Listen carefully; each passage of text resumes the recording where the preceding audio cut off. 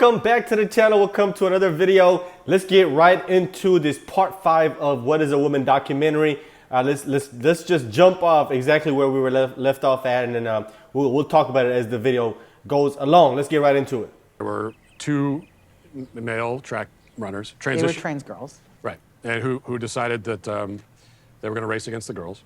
And you look at those individuals, you look at their times against the men, against the boys, so they were kind of middle of the pack. And then they're racing the girls, and they're, first and second place. Is that indicative of some kind of unfair advantage that those individuals might have against the girls? No, it's not indicative of an unfair advantage. Yo, I was not expecting that voice right there. So now I'm even more confused than ever, because I thought this was an actual dude, but it looks like it's a woman that transitioned into a guy. Yeah, you need to turn up on them hormone pills. The voice has not changed, if that's what you were expecting at all, because I could definitely tell you were a woman. I mean, he kind of had that, womanly features when you kind of take a good look at him, but at a first glance, I was like, okay, this is a man. Let's see what he's talking about. He's probably one of those ally dudes or whatever. But no, this is interesting. Let's keep going. And I think part of the proof of this is that more transgender girls are coming out in high school and still playing sports, and they're not winning. The Connecticut case is the exception. It got a lot of attention because those two trans girls performed well, but there are many more trans girls competing in sports, and they don't excel. Yeah, because at the end of the day, whether or not you win a game is about how hard you work in your practice, and most of us aren't going to win. And that goes for transgender athletes too. Let's go, girls.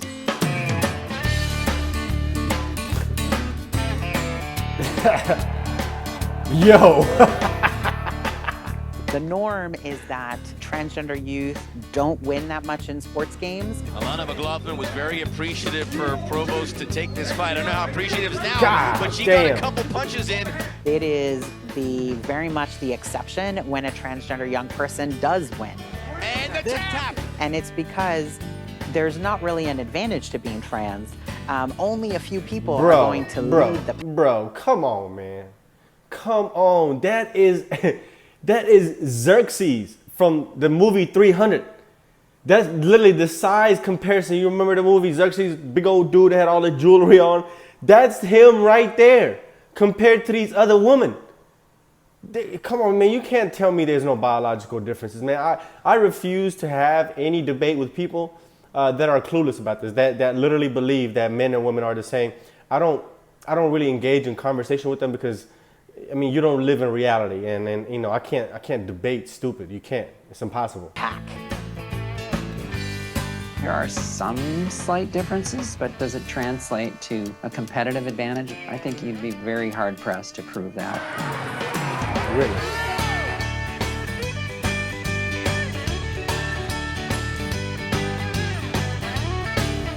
If there was a big advantage to being transgender in sports, then we would see transgender women totally dominate. And over the last half of the pool, nobody will touch Leah Thomas. Wow. Man, I feel like a woman. Transgender swimmer Leah Thomas breaking barriers and records. But in a new article, Sports Illustrated calls the college senior the most controversial athlete in America. Well, yeah. Leah obviously helps us do better, right? Leah's swimming really fast. Leah's performance helps the University of Pennsylvania swim team. The feeling of winning doesn't feel as good anymore because it feels tainted. There was a lot of things you couldn't talk about that were very concerning, like a locker room situation. If you even brought up concerns about it, you were transphobic. If you even bring up the fact that Leah swimming might not be fair, you were immediately shut down as being called a hateful person or transphobic. But there's never any conversation. The coaches don't sit everyone down and acknowledge what everyone's really upset about. So Penn actually brought in people high up in the athletic department. This is crazy. I have to pause every now and then for copyright purposes, fair use purposes. This is commentary. This is for commentary purposes. So yeah, YouTube folks, stay out of this. So basically, give you a little bit of background. This woman here, she actually revealed herself a few weeks ago, and did another interview with Matt Walsh, basically without being, in a shadow, and told her story again. And she said the reason that, she's doing it now is because, she sees what Riley Gaines has done. And she wants to be a part of that. She wants to help Riley Gaines. And the more women that speak up about the situation, the better it is. Us men can only do so much, but if you guys keep competing against these biological men, and, for example, if you're lined up to do a race and you proceed to race, then I kind of hold that responsibility on you. Women have to stand up and say, you know what, I'm not running. If he's going to be running with us, we're not running, we're not competing, we're not racing, and the race is over, let this dude run by himself. Until y'all get to that point, this is not going to stop. You have to start a revolution almost. Talked to us. They brought in someone from like the LGBTQ center. They brought in someone from the psychological services. So you're upset about what's happening, and so Yeah. you need psychological help. Yeah. And they told us in this meeting, they said, look, we understand there's an array of emotions, but Leah's swimming is a non-negotiable. However, we can help you make that okay. That's what we're here for. So you're anonymous for this interview. Why did you decide that you can't have your face out there saying these things? They've made it pretty clear that if you speak up about it and you say anything negative, that like your life will be over in some way. Like you'll be blasted all over the internet as a transphobe if you come out, and then you'll never be able to get a job. Like anyone who wants to hire you will look you up and see you're transphobic, and your life will be over. Incredible. Let's say that I identified as a woman tomorrow, and I wanted to go into the same locker room where you are. Should I be allowed to do that?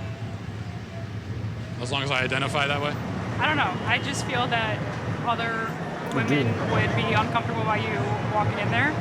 Ella dice que qué tú piensas acerca de que los hombres que son transexuales usen baños de mujeres. ¿Tú crees que está bien?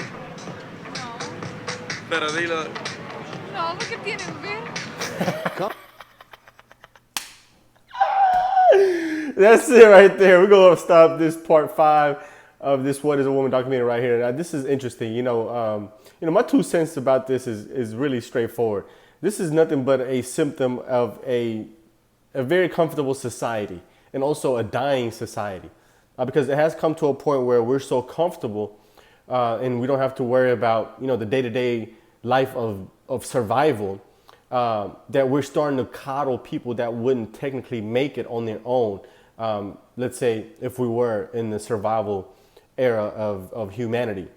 So now, there's nothing else for us to kind of do to make society as comfortable as it is right now, except pander and cater to delusional people and people that are nonsensical and have mental issues. And so we start pandering to them, telling them that, basically catering to their feelings, because, this is the last phase of essentially making society as comfortable as it is, allowing degeneracy and telling people that, it's okay to do it, because, your feelings matter and we don't want to hurt your feelings. So we'll just cater to you as it is. But then in another hand, you actually have people that truly believe this, that are delusional, that want to basically create policies and, structure society to align with their mindset and their ideology, when in reality that's regression, in my opinion, instead of, you're not progressing anything. So, that's it. That's all I have to say. Let's, like I said, if you like this channel, like this video, make sure you hit the like button down below. And if this is your first time on the channel, consider hitting the subscribe button for more content with the notification bell. See you on the next video. Peace.